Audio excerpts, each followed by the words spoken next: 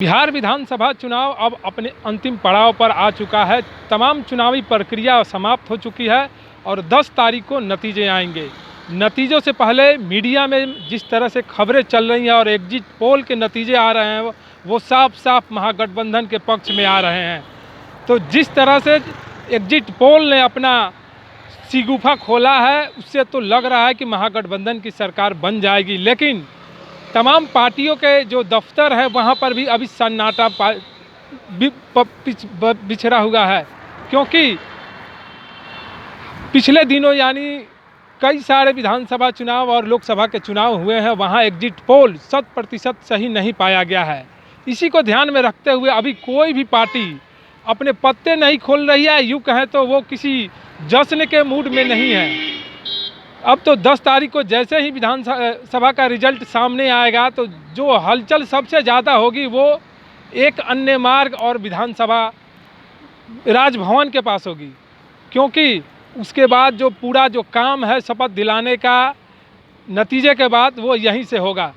अब लोगों को यह भी ध्यान में रखना होगा कि बिहार विधानसभा का चुनाव किसके पक्ष में जाता है, एनडीए के पक्ष में जाता है या महागठबंधन के पक्ष में जाता है। जैसे ही 10 तारीख को इसकी जानकारी मिलेगी वैसे बिहार में राजनीतिक हलचल काफ़ी तेज़ हो जाएगी। अब तो 10 तारीख को ही यह देखना होगा कि बिहार विधानसभा चुनाव किसके पक्ष में होता है, महागठबंधन के पक्ष में या एनडीए के पक्ष में आता है।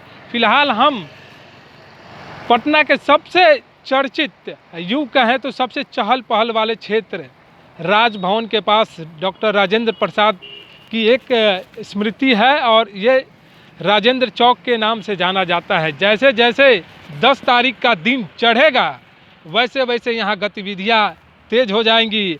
हमारे दूसरे तरफ दाहिने तरफ मुख्यमंत्री आवास एक सर्कुलर मार्ग है। अब जिस तरह से महागठबंधन ने दावा किया है कि हमारी सरकार इस बार बननी तय है, जिस तरह के उन्होंने मुद्दे जो उठाए थे बिहार में 10 लाख युवाओं को रोज़गार देने का, तो 10 तारीख को क्या 10 लाख युवाओं को रोज़गार मिल पाता है, यह तय कहाँ से होगा? यह तय एक अन्य मार्ग से होगा जब महागठबंधन की सरकार बनती है। तो तमाम खबरों के लिए आप बने रहें अजय भारत के साथ।